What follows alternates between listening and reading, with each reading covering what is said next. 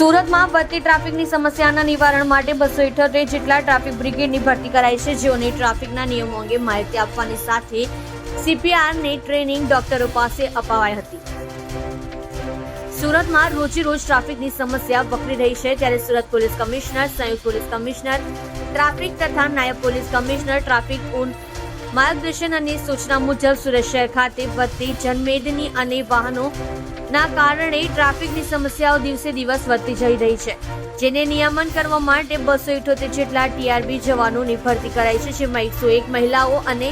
177 પુરુષ TRB જવાનોની ભરતી કરાયા બાદ તેઓને ગ્રાઉન્ડ અને ટ્રાફિકના કાયદાઓની ટ્રેનિંગ અપાઈ હતી. તેમજ નવા ભરતી કરાયેલા TRB જવાનોને CPRની ટ્રેનિંગ અનુભવી તબીબો પાસેથી અપાઈ હતી, જેથી ટ્રાફિક નિયમન